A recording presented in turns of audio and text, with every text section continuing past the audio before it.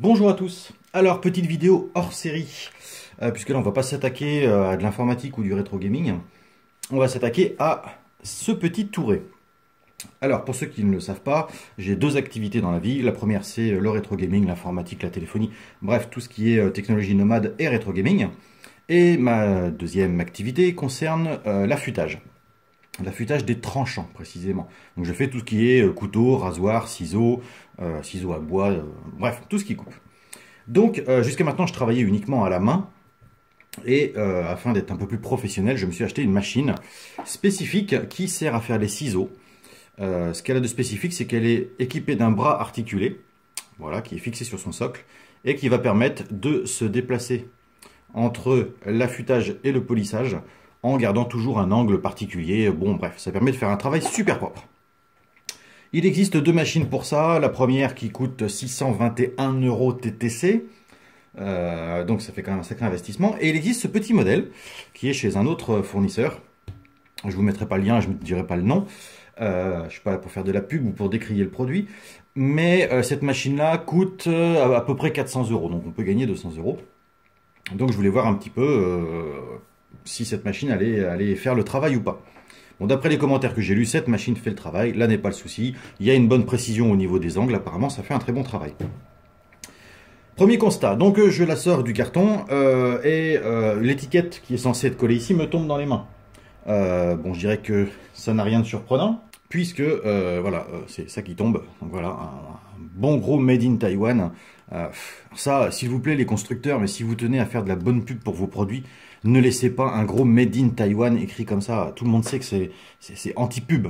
Personne ne considère qu'un produit est de qualité quand il y a un gros autocollant Made in Taiwan qui est collé comme ça en biais sur votre machine. Je sais pas, faites un effort quand vous emballez les produits, quoi. Première chose.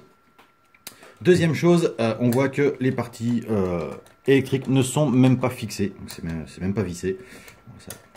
Ok, c'est 400 € au lieu de 600, mais bon, faites un effort aussi quand même. Troisième chose, là j'étais au courant puisqu'une personne avait marqué sur les commentaires, il n'y a pas de prise au bout de la machine. Voilà, c'est à vous de vous débrouiller pour installer une prise. Bon, bah, comme c'est un produit chinois et qu'ils doivent exporter un petit peu partout dans le monde, je précise que je l'ai acheté une boîte française qui importe des produits chinois. Voilà, étant donné qu'on n'a pas les mêmes formats dans le monde, voilà, c'est à nous de nous débrouiller pour trouver la prise. Bon, jusque là, pas de souci. Donc ce que je décide de faire, c'est d'enlever le câble d'origine et de le remplacer directement par un câble équipé d'une prise standard française, et de recabler par l'arrière. Jusque là, pas de souci. Donc j'ouvre la machine par le dessous, je coupe le fil avec lequel elle est vendue, et je me retrouve avec ceci. Hop. Donc là, vous me direz, bon bah voilà, montage standard, on voit du domino, bref. Ce qui m'intriguait, c'était ça. Alors ça, c'est un petit bout de plastique. Je vais vous le zoomer vite fait. Voilà, on a un petit bout de plastique qui est là et qui relie quand même les fils de phase. Donc il y a du 220 volts qui passe là-dedans. Ici, on a une structure métallique. On a des écrous métalliques. On a un gros capaciteur qui est juste à côté. Et en fait, quand on tire ça, alors ça doit être typiquement chinois. Voilà ce qu'on obtient.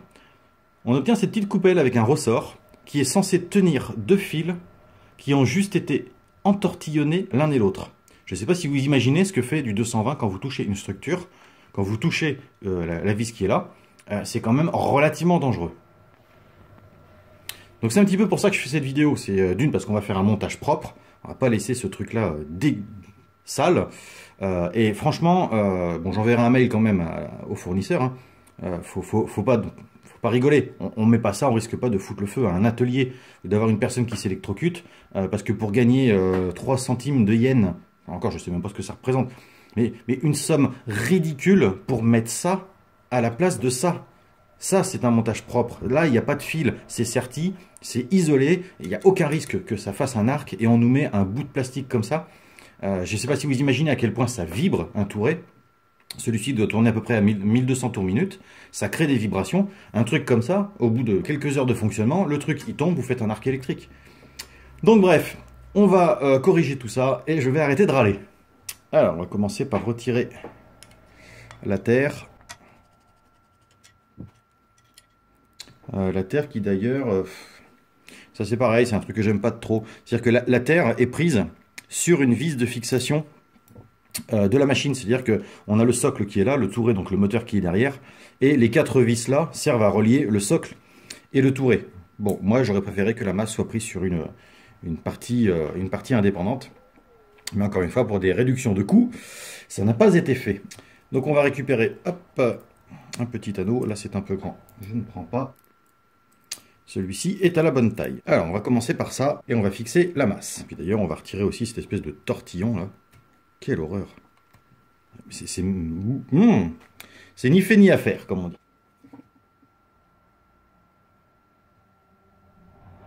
On coupe ça proprement. Tac. Au niveau de la cosse qui va être sur l'interrupteur ici, donc c'est des cosses, tout ce qu'il y a de plus basique, mais ici on voit qu'on a une petite coque silicone qui permet de faire l'isolation. Donc j'ai réutilisé le silicone, et une fois que la fiche sera installée, je la remettrai dans son isolant. Ça permet d'avoir quelque chose de beaucoup plus sécurisé. Voilà à quoi ça ressemble une fois que c'est reconditionné. J'ai repris donc le fil, une cosse neuve et le silicone qui me permettra de le fixer ici en gardant le système isolant. Je n'exclus pas de mettre un petit peu de colle chaude aussi pour éviter que les vibrations fassent que ça s'en aille. Donc ça c'était pour le fil marron. Maintenant on va mettre la petite cosse sur la masse. Bon là pas besoin de l'isoler particulièrement. Donc voilà, on a donc les 2 premières cosses qui sont en place. Et bien évidemment pour relier ce petit fil bleu à ce petit fil noir, on va utiliser un domino. Non mais certainement pas. De la gaine thermorétractable. Voilà, donc pour moi maintenant le montage est correct. On a donc notre fil de masse ici, voilà, qui est bien positionné. Le fil noir et le bleu donc, ont été soudés et isolés par une gaine thermorétractable. Et donc le petit marron a été lui mis avec une nouvelle cosse et a gardé son isolant. Voilà, donc là maintenant il ne reste plus qu'à mettre un petit collier, histoire de dire que tout ça se tient parfaitement en place. De la colle chaude ici pour pas que ça bouge. Je reprécise que c'est un touret. Donc ça tourne, donc ça vibre. Et quand ça vibre, ça peut créer quelques soucis. J'en ai profité pour resserrer les vis de fixation du rotor sur son socle. Ne reste plus maintenant qu'à le mettre en route. Voilà, la machine est entièrement recablée et remontée. On va pouvoir faire un test.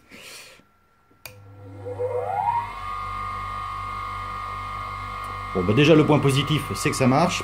Deuxième point positif, la machine est très silencieuse et concernant les vibrations, elles sont relativement faibles, ce qui veut dire qu'au niveau de l'équilibrage des disques, le travail a été plutôt bien fait.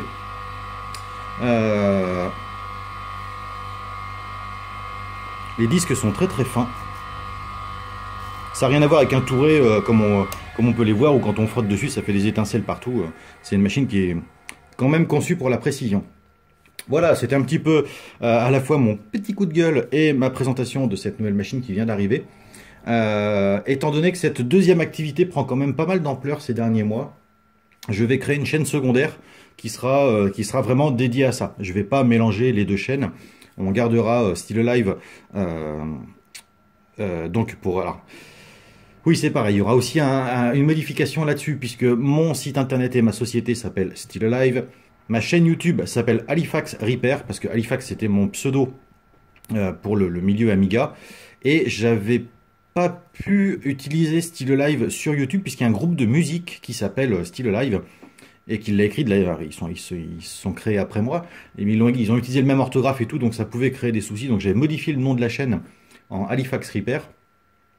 Donc il y aura sûrement des changements de nom, bref, il y aura plein de petites modifications.